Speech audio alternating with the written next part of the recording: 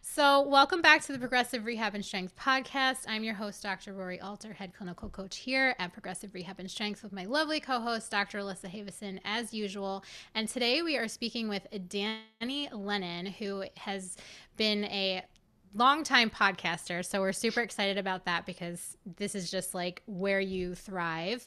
But you're also tell us a little bit about yourself in terms of your nutritional background, your coaching background, and your interest in weight class and weight cutting and performance weight classes and stuff like that. So go Yeah, ahead. sure. Awesome. First, thanks for having me.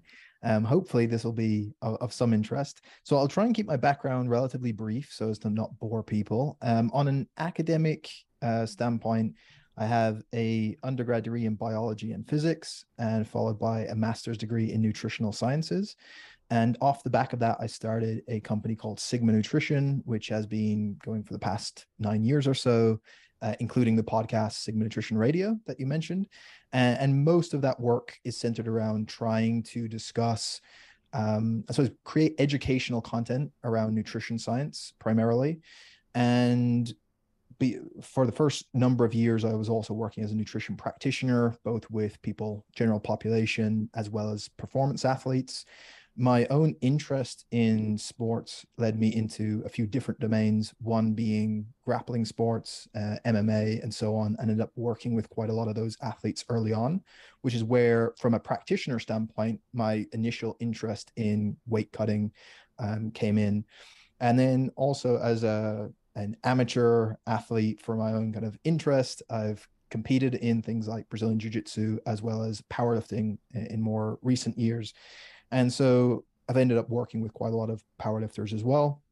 But most of my work nowadays is focused around the content creation side of things, which ends up being reading research and trying to break that down and explain that in a way that's useful, mainly for other practitioners or people, I would say, with an intermediate to advanced level of nutrition already. But yeah, that's a kind of a bit of background, but specifically for making weight with weight class athletes, a lot of that has been with combat sport athletes. So, like I said, I've worked with a lot of professional MMA athletes, professional boxers, amateurs in both of those as well, grappling sports, and then some powerlifters, and to a lesser degree, some weightlifters, but still thrown in there too. Okay, well, we are excited to speak with you because we wanted to take that context of weight cutting and really dive into it in terms of the difference between weight loss and cutting weight for competition. And then we wanted to talk about it because there's a lot going on in the sport of powerlifting when you look at the different federations and when you look at the weight classes within federations, how there's been Alyssa and I have been part of USA Powerlifting since I think my first experience in USA Powerlifting, I think Alyssa as well, was 2014. And since then, there's been two major weight class changes. And even across federations, when you go from RPS to USAPL to now Powerlifting America and IPF, and like there's so many different weight classes that you can fall into. And I think that it becomes challenging for people when they kind of fall in the middle of a weight class. And then you also have people who think that they have to make weight for competition, and it might not necessarily be appropriate for them to make weight. So we wanted to cut for a specific weight class. So we kind of wanted to have this conversation with you because we, as physical therapists, as powerlifting coaches, and also even as nutrition coaches, we work with people across varying different contexts in terms of stress management, weight management, injury management, and within the context of competing in powerlifting, or even some strongman competitors and whatnot. And not everyone competes at a high level that we work with. Not everybody who we work with even competes. But we do have a varying degree of level of advancement and level of competitiveness across our clients. And I think that kind of is represented in the people who listen to our podcast and receive our newsletter and follow us on our social media platforms and all that stuff. So we wanted to talk to you about what weight classes are, how your level of advancement and your competitive level kind of plays into figuring out what weight class is right for you and if you should confine yourself to a weight class. So I guess our first question is, tell us a little bit. Well, you told us about your background already. So for those who are listening to this podcast who aren't familiar with what weight cutting is or what weight loss is versus a water cut, how does that vary depending on the weigh-in time frame and the goals of the lifter? Yeah, this is the perfect question because there's a lot of different terminology gets used. And in fact, I see different people use certain terms in different ways. And so I'll try and give people an idea of where they may hear these. And then the way I like to categorize it to try and keep it as concise as possible. So these terms that you mentioned of losing weight, cutting weight, and then water cuts might be all separate things, but could also be used all at the one time. So, for example, a water cut is typically when an athlete is referring to manipulating their body water through dehydration, typically in order to make weight. But that could be part of a larger weight cutting strategy. And so the way I think the best way for people to conceptualize this, and this is also what you see in the literature, so it's most accurate, I think, is that we should think of this as essentially two phases, that there's a chronic weight loss phase and an acute weight loss phase. And I say weight loss here because we're talking specifically about athletes who are going from their usual walk around weight to a lower weight for competition. We can talk about other examples later on, but typically for weight cutting, we're talking about someone reducing their body weight in order to make weight for competition. And so we can think of these two phases. The chronic weight loss phase is, as the name suggests, over a chronic period, so multiple weeks or even months. And this typically refers to reducing weight through losing body fat. So reductions in body fat mass, typically. It could be muscle mass, but typically not. We would try and stay away from that if possible. So a loss of body fat mass over a number of weeks through a hypocaloric diet. So using a calorie deficit or reducing overall caloric intake to reduce body fat mass over many weeks or months to reduce weight down closer to your weight class limit. The acute weight loss phase is typically what people think of as weight cutting that happens in the final week, let's say, before you go into a weigh-in. And as that name suggests, the acuteness of it is you get a rapid change in weight loss. So in the literature, you may see this as rapid weight loss, where weight comes down quite quickly, but it's done through methods that are only short-term or transient. So example would be dehydration, right? You can rapidly reduce your weight through you losing stores of body water. But as soon as you drink water again, weight comes back up. So it's purely done for the purposes of essentially artificially, if anything, bringing weight down so you can make weight, and then it comes back up, and then you go and compete. So examples would be dehydration or losing stores of water. It could be depletion of glycogen, which is the storage form of carbohydrate in your muscle and liver. That will lose some degree of weight. And then, as we'll probably talk about a bit later on, we can also do things like a low residue or low fiber diet, which would reduce the contents in your GI tract, and therefore your weight comes down. So these are all short-term, rapid weight loss strategies that importantly are doing nothing to change your actual tissue mass. So in that final week of the week of a meet, you're not really going to change how much body fat you have to any meaningful degree. You're not really going to want to change actual muscle mass. What you're changing is gut residue, water in the body, and glycogen stores. And you could do those to bring weight rapidly down, make weight, and then hopefully be able to restore at least water and carbohydrate before you compete, hopefully. That might not always be possible, which we'll get to, but those would be the two distinctions. So you have this chronic weight loss phase, which we can think of as fat loss dieting, for lack of a better term, and then the rapid or acute weight loss, which is these short-term strategies that we know will reduce your scale weight, but aren't actually changing your body tissue, and we use those. So in terms of using them, we can use obviously both in conjunction. You could have athletes diet for many weeks before a meet, and then use some of those other strategies in the final week. You could have someone who maybe only uses one or the other. So an athlete that's only a kilo above their weight class, or say a pound or two, they might need to do a very slight diet, tighten up their nutrition for a few weeks, and then they're on weight. they don't need to use any acute strategies. Or you might have someone who prefers not to use any caloric restriction and then just use a small water cut at the end. So they would only use that strategy. So it could be one or both that an athlete uses, but hopefully that in some way gets it clear in people's mind what these different set phases might look like. Yeah, absolutely. And oh yeah, go ahead.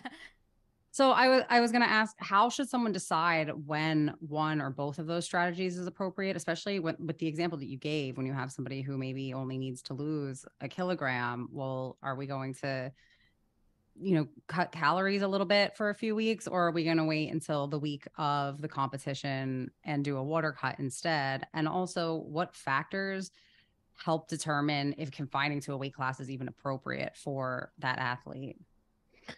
Right. So for the first part of the question of which of those to use, I think in some cases you would have to use both if the amount that the athlete is trying to cut is large enough.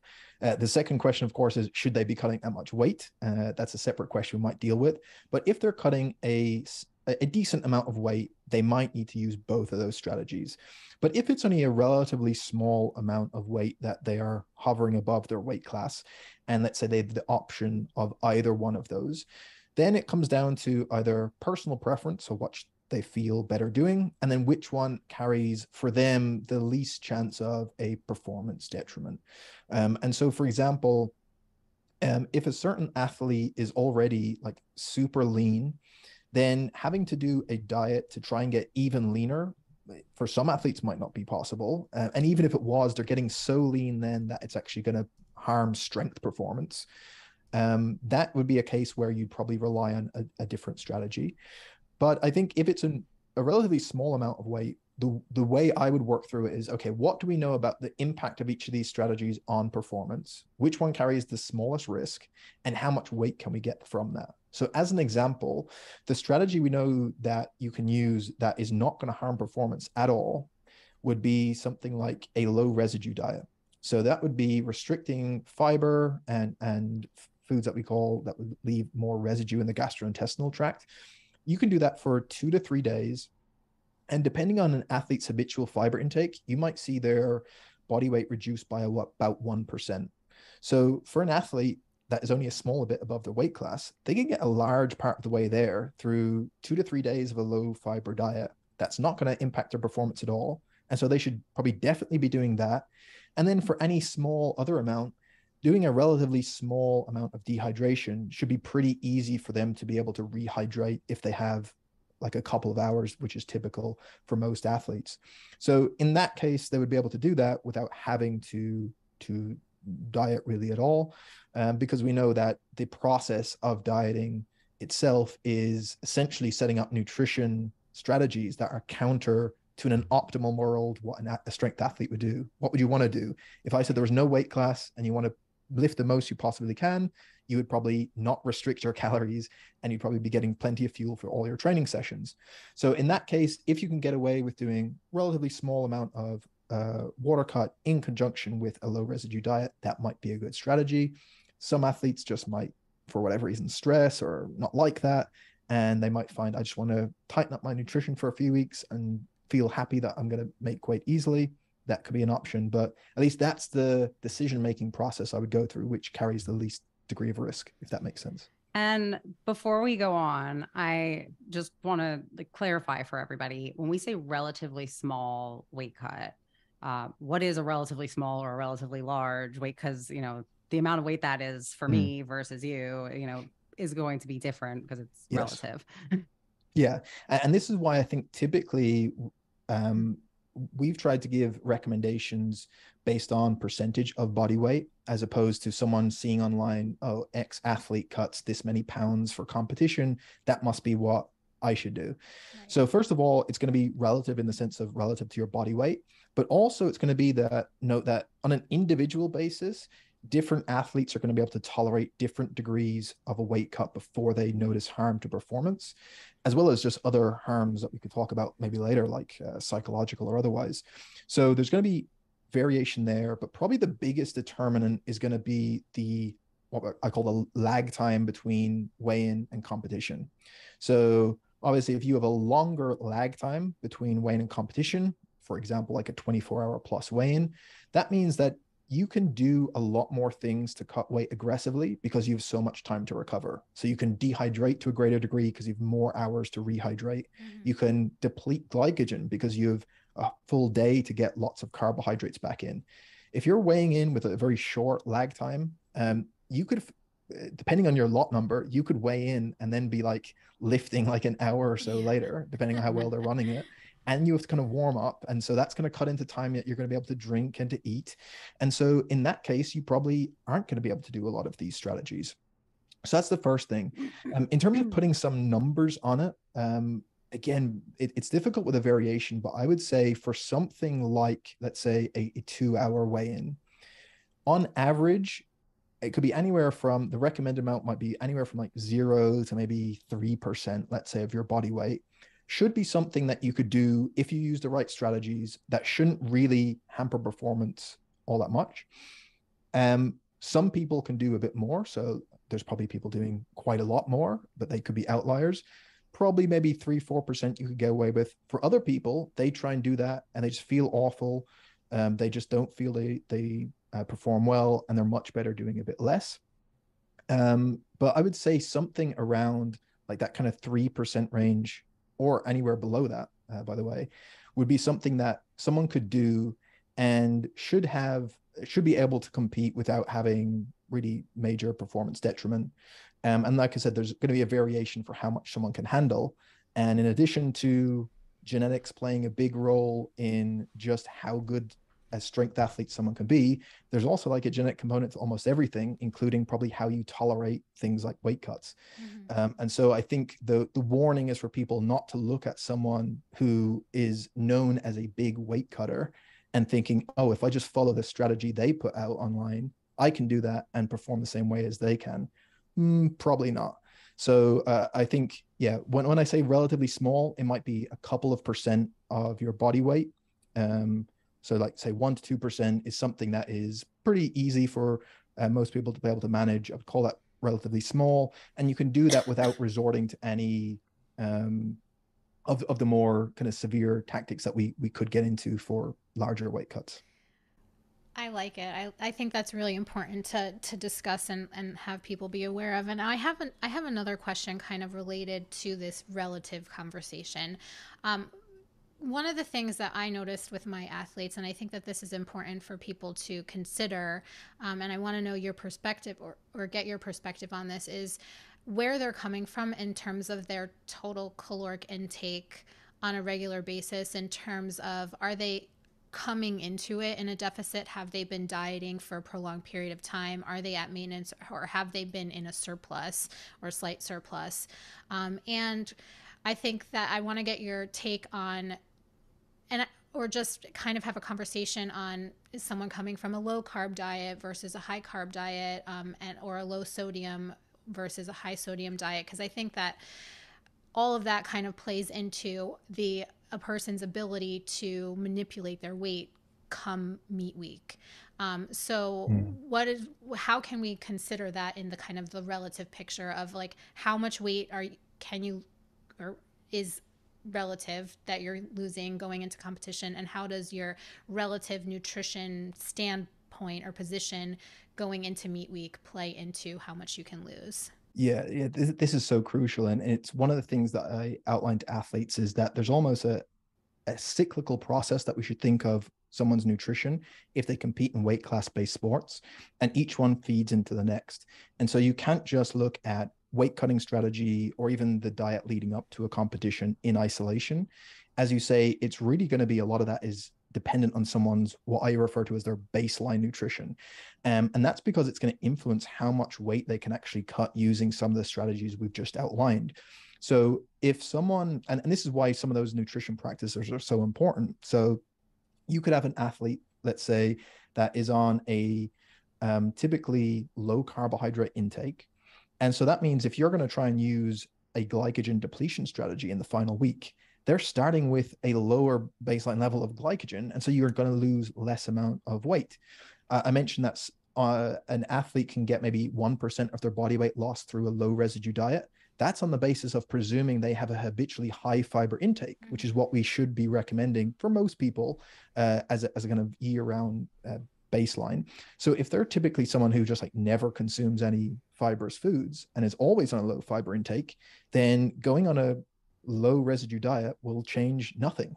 In the same way, if you have an athlete who is constantly, to some degree, a bit dehydrated, they don't really drink any water outside of training. So again, all these things are going to influence how much they can cut during that final week. Yeah, so if they are going into their final week of competition with already a low carbohydrate intake, low fiber intake, maybe aren't drinking enough water, then those strategies are going to mean that they're going to be able to get less benefit from those. They're going to cut a smaller degree of weight.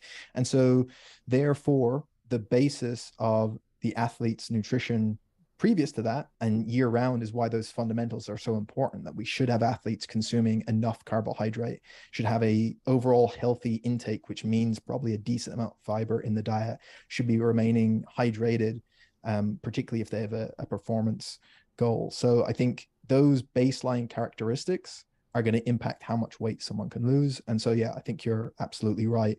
And then even like you say, the making weight through a diet. So if athlete is using a calorically restricted diet to make weight, how extensive that is and how aggressive they had to go with it is clearly going to impact their performance at the end. So if you had to diet relatively gradually at a nice steady rate for a few weeks to bring yourself within touching distance of your weight limit, you're probably not going to see any real detriment to performance there. If you had to spend a long period of time in a massive caloric deficit, that's probably more likely to impact your performance in the meet. And certainly, more importantly, would have impacted performance probably for multiple weeks leading up to that as well, because you can't perform or recover properly in training. So I think all of those baseline characteristics will kind of set the stage for how effective we can actually make your weight cut. So I have a question then to follow up with this is how, as a person who works with weight class athletes, how do you determine or help someone determine where is best for them to sit in terms of like quote unquote off season training versus like the 12 weeks leading into competition? How do you help someone determine that?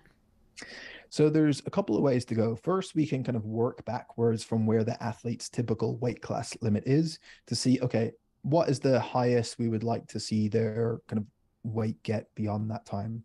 And so that would fall in line with some of those relative numbers I mentioned earlier, which might be, say, for an athlete with a 2-hour weigh-in, we might say, okay, at most in the final week, we want maybe 3, maybe 4% for this person to have to cut through some of these acute strategies. Ideally, even a bit less would be great. And so therefore we know, okay, this is the weight you need to be 1 week out from your weigh-in.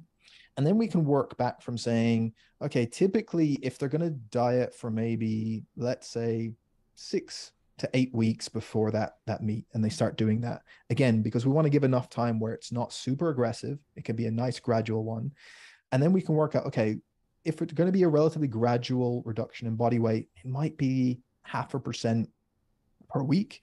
And so therefore you can kind of plot out what might be the kind of maximum weight that you'd want them getting to so that they can gradually diet down and do a weight cut that's not too large and say, okay, this is the number that we'd ideally want you to stay within if you're going to compete in this weight class.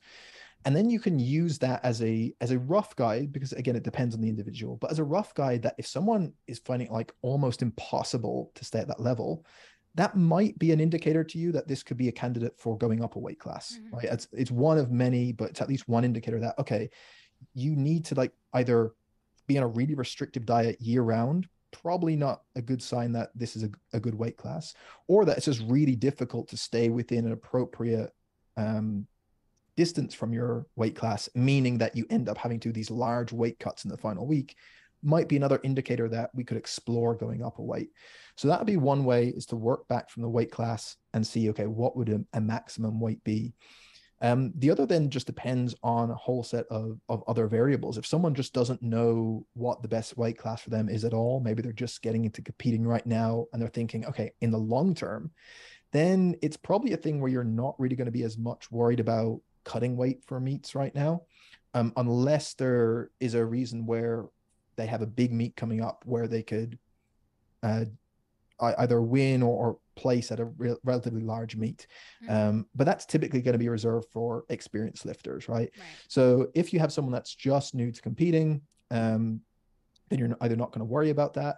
And then for maybe younger lifters, I think as a general heuristic, although it doesn't always play out, one of the things I think Greg Nuckols said before, the way he phrased it, and I think is probably likely true in most cases, is that you could think that in the grand scheme of things, over the long term, the highest weight class you can get into without like excessively forcing yourself to get there, let's say.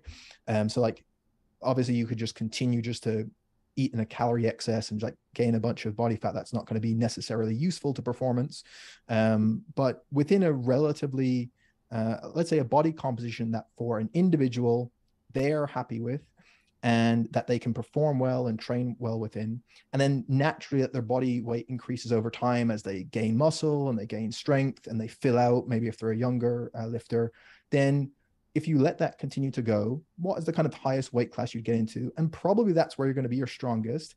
And then you can start to get a sense of, okay, competitively, if I were to go up or down a weight class from here, what would that do to my competitiveness? And then is it worth doing that?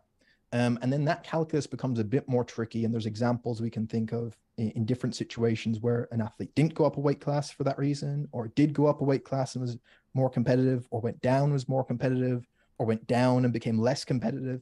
So that calculus is a useful conversation to have, and we can certainly get into that. But as a very broad initial baseline, I think there are some of the things that come to mind when thinking about what is the right weight class for this athlete. I like this. I love everything that you're talking about, because I'm nodding my head, because it's the conversations that we have over and over with our clients, and it's conversations I've had with myself and my coaches in the past. And I've had, I've competed across different weight classes, all the way from 76 to 63, and it's an interesting thing. So my question actually that I wanted to follow this up with is, because just sitting here as you briefly mentioned the psychological implications that this whole process might have on someone. But then you also mentioned, the filling up and like what's the highest weight class that you can fill up or fill out. So my question is there a difference in your recommendation for males versus females? And why do you have, if you do have a difference in recommendation, is it a physiological thing? Is it a psychological thing? Is it a combination of both of those?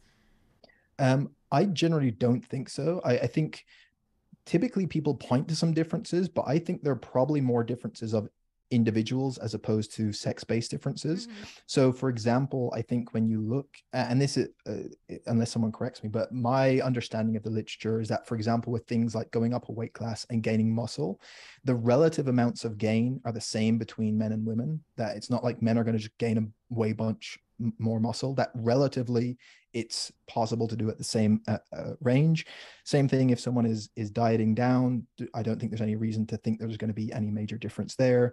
There's nothing that really would indicate from those acute strategies that there's going to be a sex-based difference. Although again, we should caveat that with there's a paucity of evidence in this area, specifically on the types of weight cutting strategies athletes use in the real world. So for example, with water loading and water restriction, so for people who maybe aren't familiar, water loading has been a strategy that's been around anecdotally with athletes for years, where for multiple days you have a really high water intake before you do your restriction day. So it might be where you see athletes consuming 6, 7, 8 liters of water for multiple days, then do a restriction day in order to reduce body water. But the idea being that these high water days mean that you lose more when you cut water out. So this has been used for a long period of time, but it was only in 2017, I think, a study by Reed Reel and colleagues was the first that really looked at it at least in the way that is done actually by athletes. And that showed that there was indeed some slight advantage to using water loading versus not. But that is the only real trial of note that we have on this. And that was done in grapplers, so wrestlers, Brazilian Jiu-Jitsu athletes, and judo players. And as far as I know, all those participants were male. And that is the only study we have on that. So again, is it feasible there could be differences in certain strategies? Perhaps. But as of right now, there's nothing I think that we should say any of that process changes or any of that calculation really changes on that basis. I think it's more going to be individual differences that could be either men or women in this case. So you mentioned things like psychology or even people's response to how they feel after cutting weight, their performance to how they feel. All these things, there's, I think, better indicators than maybe sex-based differences. What kinds of questions or things would you recommend that a coach look for with their clients to help them determine if weight cutting strategies or going down a weight class is appropriate? So I think the first thing for any coach, for any intervention you're thinking about, is the same as we would have in medicine, which would be to do no harm. And so clearly in this case, we have a situation where the prevalence of things like eating disorders is higher in weight class-based athletes than others.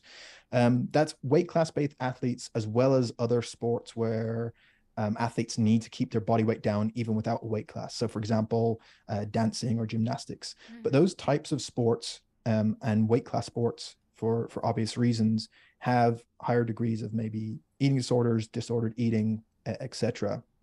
And it's not to say that's the direction of causality there, that it's if you compete in one of these sports, it causes that. But we just see a higher prevalence there. And I can certainly see how that exacerbates issues.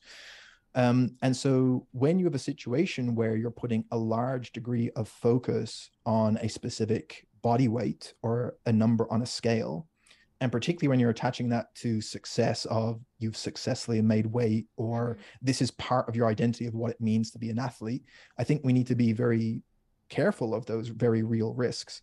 And so the first would be to look at this athlete of certainly their background. Do they have anything that would indicate something where either they need to be referred out to someone else, maybe they have a history of an eating disorder, or maybe they have reported anecdotally to you that they have often in the past felt really uncomfortable with tracking body weight, for example, or being told to go on a calorie restricted diet. For those athletes, then that would be situations where we probably would want to maybe stay away from that. Or at least be able to work with professionals who can give help in that area. So that would be one clear situation where I think it might be contraindicated. There's others then just for more logistical reasons. So for example, if you have a youth athlete, it doesn't really make sense if they're venturing into powerlifting and you start saying, well, you should start cutting weight. Again, this can be a potentially detrimental thing. It carries very real risks, particularly when done to excess. And it also, there could be something that can tie into some other kind of pathologies, and by and large is unnecessary, right? Maybe you have a sub-junior that is going to aim to win a world championship, right? Okay. And they're borderline, that's an example. But if you have a youth athlete that is getting involved in this because they enjoying lifting, then it's probably not something you need to recommend there.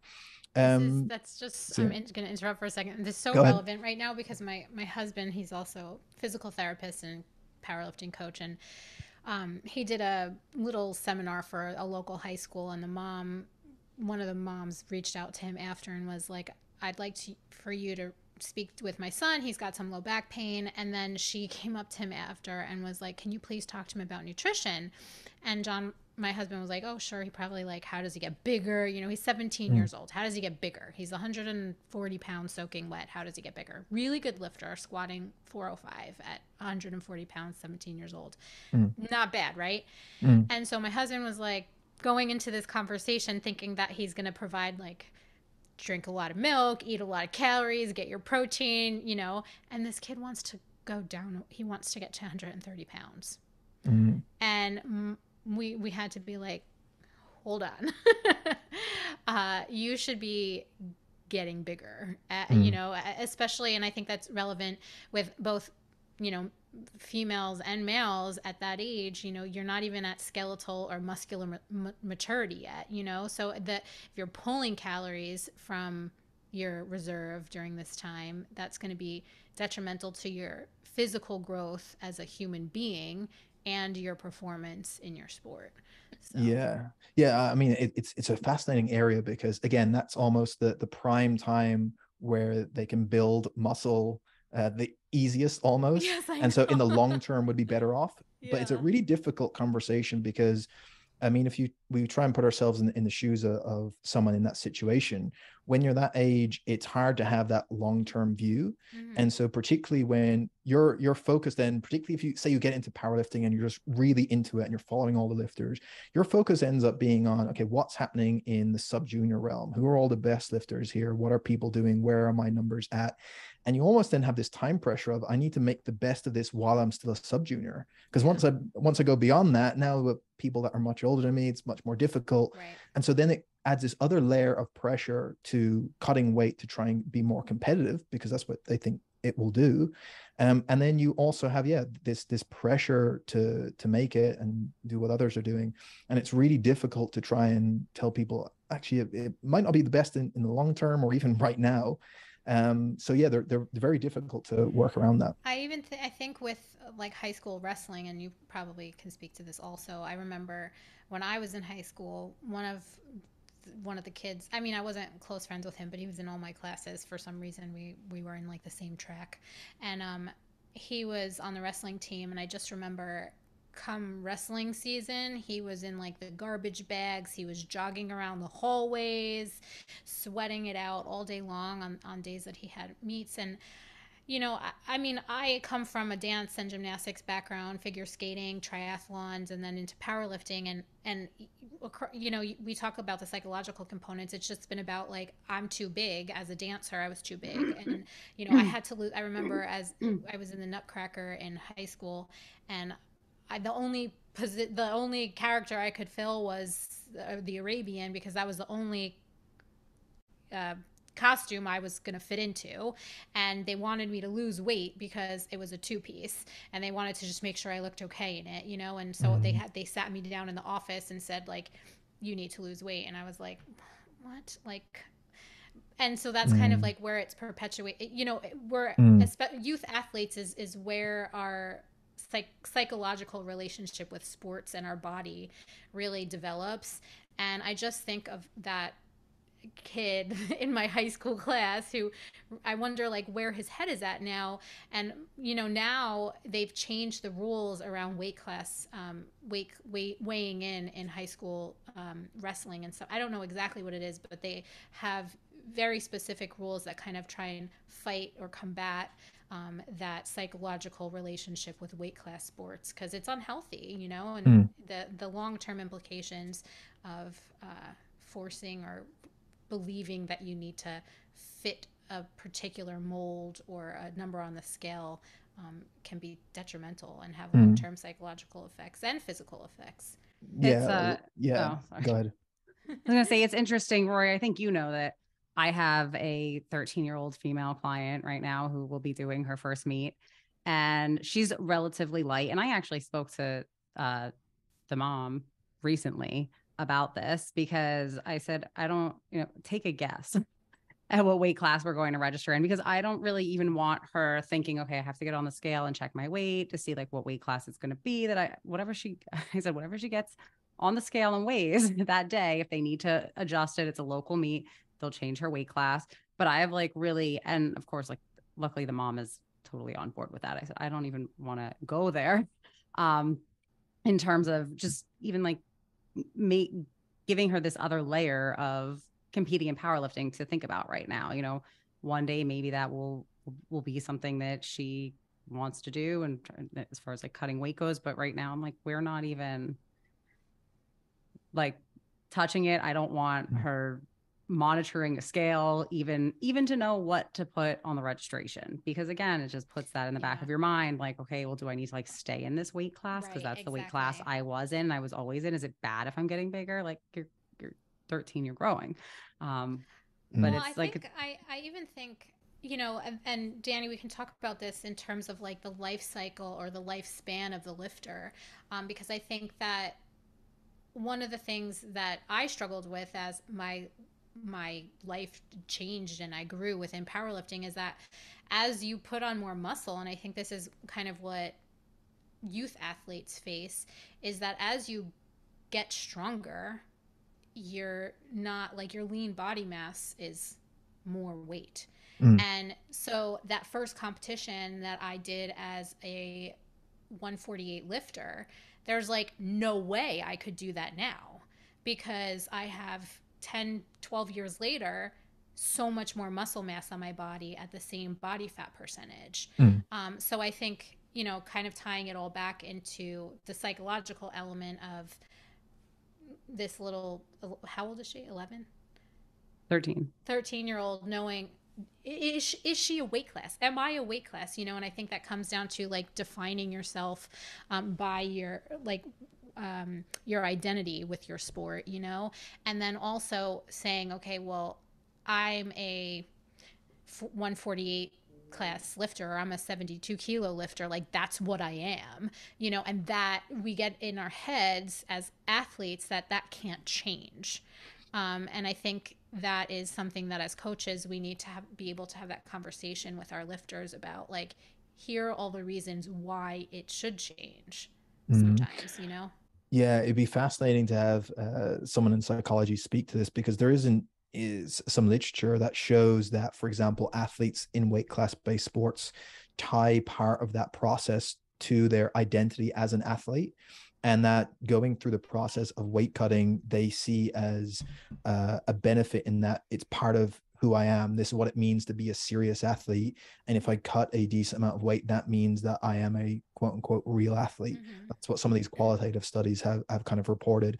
And I think that the point you raise of people seeing themselves as a weight class and identifying with that, like, that's super common. And like a lot of the time, totally got to admit, like, it's not pathological, that it's just something that people do. Like, you go on Instagram and people's handle is a weight class after their name, right? Like, this is who I am.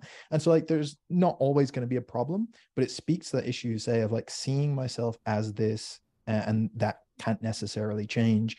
And on the example you gave, I worked with a female lifter a number of years ago who was, again, between 63 and 72 kilo weight classes at the time, and would have a situation where her body composition hadn't changed at all. So she was in like just above that 63 kilo class, but the idea of competing in a meet at 72 kilos was terrifying to her, not because her body composition had changed at all. It was because in her mind now her identity was, oh, now I'm 72 kilo lifter, and she would have that associated with being something that was, oh, that means that I am now a bigger person. That is bad, and that like 63 is what I should be at because I was told this is my weight class. And again, these are all just constructs around someone's identity that are probably really difficult to shake, and certainly beyond my expertise, but are very real, that I think coaches need to be aware about. So oftentimes there's decisions around weight classes and weight cutting that is not necessarily based on logic and rationality. It's about on that subjective experience of that lifter. Yeah, I totally agree. I mean, even as postpartum, so I had a kid in October of 2020. What year was he born? 2020? 2020. Yeah. Oh my God. Wow, Rory. One of those years. Yeah, it's so the funny COVID years. I've been like, now I pick up my mom's medications, I pick up his medications, I pick up my medications, or I have his doctor appointment, her doctor appointment, my doctor appointment. You always have to give someone's birthday. And now I'm like, wait, when's my birthday? But, after it, just kind of these constructs that you're talking about, and I'm going to just share my own experience because I think people listening to this, either as coaches or athletes, can relate to this. Either they've had an athlete who's experienced this, or they are an athlete who's experienced this. Is I struggle to get back on the platform now because I'm not training as hard as I was, so my numbers are nowhere near where they used to be, but I am not in the weight class that I was in. And mentally or psychologically, I'm just like, I can't compete in this weight class, and there are some other elements to me that, that go into why I'm not even comfortable at this body weight. One, because I'm not training as much. So it means I'm not as healthy and I'm not as physically active, you know, and I'm not, paying attention as much to nutrition as I used to, which means that I'm not eating as healthy as I used to. So to me, there's like a whole larger construct, but it's very difficult for me to want to compete because I don't want to compete in the heavier weight class. I don't want to compete against those people. I want to compete against the people where I know my body does best, you know? So I think that it's challenging when your body changes. And I think that you have to weigh those options, no pun intended, or pun intended, I guess, weigh those options with your lifter and really talk about it and say, well, what are we trying to accomplish? Do we just want to have fun? Do we want to get our feet wet? Do we want to build our experience on the platform? Or, like we talked about before, are we in a position where this competition dictates what happens next and where you're able to go with your competitiveness? And I think that you really have to look at it and say, am I doing this just for fun, or am I trying to be competitive, and am I competitive? You know? Yeah, 100%.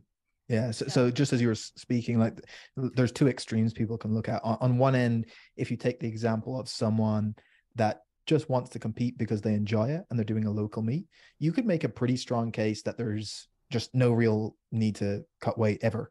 Now, that said, some people want to do it because people they train with in the gym or they see competing and they see them doing it and it kind of just feels part of it. So fine. But again, depends on the perspective that someone's going in with. And I think then on the other one, if we talk about people that are potentially going up a weight class and this idea of when should I do it, one of those important aspects is like you said, of bearing in mind that the time frame you view that as a good or bad idea is really important, because in most cases, going up a weight class, your very next meet, you probably won't be more competitive than the weight class you're coming from, right? You've just gone into a new weight class, and it's a long-term process to not only adjust to that, but to be able to, you're able to gain more muscle tissue over a long period of time. And so to think of that as the long-term view of maybe I won't be as competitive in 2 months time for this next meet coming, but it's the right move because it allows me then to now train in a calorie surplus for the next year to be able to get stronger. And then in a year from now, I'm going to be far more competitive at this higher weight class than the current one I'm in. And so I think that kind of is really important for lifters to be aware of. No, this is such a good point, because I tend, we look at powerlifting as like an annual thing. Our highest level athletes, they do like the same meets every year. They do the Arnold, well, they do nationals, they do the Arnold, they do Pan Am. Now there's the Pro Series. I mean, it just depends like what federation you're in. And then there's the World Championships. And if you're a collegiate athlete, you throw collegiate nationals in there. If you're a masters athlete, you throw Masters World. And if you qualified for Open World, you go to that too. And so we have powerlifters at the highest level who are competing 4 to 8 times a year. And when we look at like bodybuilders, their off seasons are like 3 or 4 years, like natural athletes. And they're doing that very specifically to put on muscle mass. So when we think about it from a like longevity or long-term view, how much strength can you actually put on between competitions if you're also not gaining much weight? Sorry, Alyssa. And I think that the thing that is important to note with the competitions that you're talking about is that in general, so obviously there are situations where this doesn't apply, but in general, the lifter is potentially required to stay in the same weight class. Right. They have to declare based on qualifying totals, based on, however you declare it, go before. What is the term before? I forget. Oh, nominations. Yeah. And if it's, say it's going to be an international meet, then, they have to weigh in the weight class they're nominated in. You just can't compete, Well, yeah, or you're a guest lifter. But I think at international, at World Championships, if you don't make weight, you can't compete. So I just think it's so interesting to think that like as powerlifters, when we're thinking about going up a weight class or going down a weight class, we think we have to do it so quickly, you know, Mm, we within a year, because next nationals, I want to be in the next weight class, whatever, mm, if that's up or down. But when we look at bodybuilders, like I think that they get it right. You know, they take time, and they really, you know, I just think of like Alberto Nunez and he didn't compete for like what, how many years? 4, mm, 5? I don't know. It was like, and it's been absolutely brilliant to watch him do that. But we don't do that in powerlifting. You know, I see Jen Thompson at like, she's competing freaking every month. You know, Sam Calhoun, she's at, you know, and it's just, when do mm. we have time to like take care of our mental health, our physical health, and really develop better relationships with food? If you're chronically making weight for competition, what are the, you know, what's the psychological implication that has on you? What is the physical or medical or health implications that has for you? And how does that, at a higher level, how does that really allow, like, really allow you to get much better, you Mm. know? Yeah, and I think this speaks to that view of when we're thinking about making weight, it's not about what happens in the few weeks before the meet. It's literally what's happening year round. And that perspective is so important because, as you allude to, if you want to be one of those lifters who's competing regularly, then the best way to do that is that you're managing your body composition in a way that isn't super restrictive all the time. That doesn't mean you have to under eat year round. And that also doesn't mean that after you do a meet, then your weight dramatically shoots up and then you do this huge weight cut then for the next one 8 weeks later, because then that is just not a strategy that's going to be good for your health, physical or psychological, or your performance. And so you want to be in a position where you have good quality, basic fundamentals of your nutrition. You're being able to manage your body composition appropriately without anything excessive, and that you're close enough to your weight class that within that relatively short period of time, you can do some few basic things, bring your body weight down to the limit and back up without any major issues. And then that allows someone to be able to, at least in as healthy as manner as is possible, to be able to compete regularly. If you're relying on these big, massive swings up and down, it's probably much less likely you can do that frequency Right. of competition. And so that's where I think you see those people who are like consistently competing well in the same weight class Mm-hmm. regularly for years on end are people who tend to be pretty good at maintaining a kind of Right. steady baseline year round. Yeah. So, would you agree that for someone to consider weight manipulation or cutting weight, acute cutting for Mm. competition, they should have a very relatively good understanding of what their nutrition practices and nutrition habits are on a regular, consistent basis before they do that? Yeah, and the reason is twofold, right? It's earlier we said that that baseline of your nutrition is going to impact the effectiveness of any of those strategies. But second is that the lower hanging fruit is just to have a good handle of your nutrition Mm-hmm. and be able to do that through an overall healthy diet in general, nothing excessive, will allow someone to be able to see where does their body feel good, where are they performing best, where do they themselves feel best, and then you can get a relatively good kind of idea of, okay, which of these weight class closest to me am I likely going to be best suited to, and then work from there, as opposed to having horrible nutrition and no attention to it at all, and then a meet comes around and you start doing all sort of crazy strategies in the final 7 days because you saw it on a YouTube video. Like, it just doesn't make Right. any It's like sense, cramming right? for a test. Yes, it's like procrastination, right? Just Staying up all Right. night, do pulling our all-nighter. best. Yeah. um, all right, so we have a couple more questions. We do need to start wrapping up because we do have someone that we're speaking with after you. But so what are some non-dietary or training related factors that influence someone's ability to successfully manage and manipulate their weight? So not sodium, not carbs, not fiber, Mm. not calories. If we want to be successful both long-term and in acute weight loss, what are outside factors outside of nutrition that are important for success?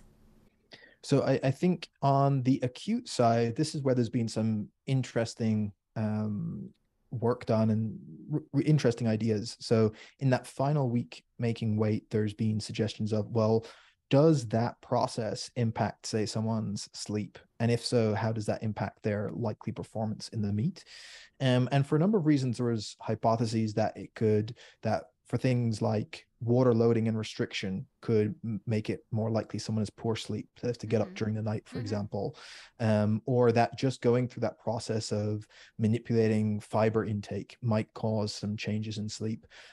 We have some research out at the University of Western Australia, head up by Ian Dunnican, and he kind of looked at this in weight class-based athletes. And at least in that study, they found that those two things didn't negatively impact sleep in the people they looked at, which in general is probably good news. However, I think I'm still open to the idea that for individuals, there could be negative impacts on the week of a competition on their sleep and their stress level. Number one, if they have left themselves a lot of weight still to cut and now they're stressing about that for a week, probably not a good idea.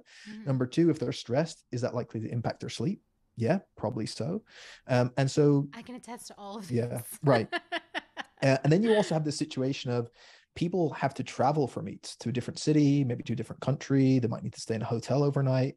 So you have these things that are kind of unknowns and also taking someone out their normal habitat, for lack of a better term. And so those could tie into things like sleep. However, the big thing I tend to say to athletes is that I wouldn't get them to worry about one night of bad sleep for two reasons. One, I think that it's not really a reliable predictor of negative performance per se. And I think most lifters anecdotally know this, that they turn up to the gym one day really tired and just everything goes well, or was really nervous before a meet and didn't sleep and then go in and had the best meet of their lives, stuff like this. I think the negative performance detriments of sleep restriction occur with chronic sleep restriction. So multiple days or even longer term, people just have really bad sleep habits overall. That's where you get those negative impacts. And then two, it's probably a lot of the, if someone is stressing about having perfect sleep the night before a meet and then it doesn't go well, I think the secondary disturbance of stressing about not having good sleep now is probably more likely to be a stressor than that restricted sleep. So for that reason, I wouldn't necessarily worry about one bad night. But we see that some of those weight cutting strategies in that final week, at least based on that data out of Australia, might not be, don't reliably at least cause major issues on that side. I think other things that could impact outside of nutrition, there's certainly reason to suggest things like sleep and stress could impact someone's body composition management. How much of that is direct versus indirect is kind of, again, difficult to tease apart. So for example, there's a lot of indirect effects where it impacts someone's nutrition, right? We know quite reliably if you're chronically sleep restricted, it changes your overall hunger levels, both subjectively and hunger hormones like ghrelin. We know that it changes your food choices. So what likely food you're going to go for. It can make it more likely someone consumes highly palatable, calorie-dense foods, for example. So it can change nutrition. So that's an indirect effect. And then also, if you're chronically stressed and sleep restricted, that can have implications for your recovery from training, therefore your ability to recover properly for the next training session. And over a long enough time period, that's going to impact your ability to do appropriate amounts of training volume at the appropriate amount of intensity that you want, etc. And so I think those things have indirect effects on those body composition management issues in the long term. And then in the short term, I think the only other situation where you could think it might impact an acute weight cut is things like water retention, which again, there's not really good literature specifically on weight cutting, but you tend to see differential responses between people based on things like stress or sleep restriction, where if it does lead to extra bit of water retention, maybe that they see fluctuations on the scale weight over the course of that week. You might see this in premenopausal women, where depending on the week in their cycle in which a meet falls, that can make that final week easier or more difficult. I don't think it necessarily changes what they would do, because again, the way around it if you are using a water restriction strategy, is that you're still going to try and lose water in these cases. But by and large, I think those are a couple of things that come to mind outside of nutrition that I think are worth flagging to athletes more generally. Yeah, so I think it's important to, when we're kind of checking off the boxes to say, is this person appropriate for trying to fit into a weight class? One, if they have a good understanding and control over their diet on a regular basis, and they have good sleep and they have low stress, and they have competitive aspirations, and prospectively we can look at things and say they are competitive, that would kind of set you up for the perfect scenario to try and make weight for a competition. Versus if you have chronically poor sleep, you have high stress levels, you don't follow or manage your diet, follow any type of diet. So you have you don't really know how much protein you take in or how many carbs, or you don't plan, that kind of stuff. And you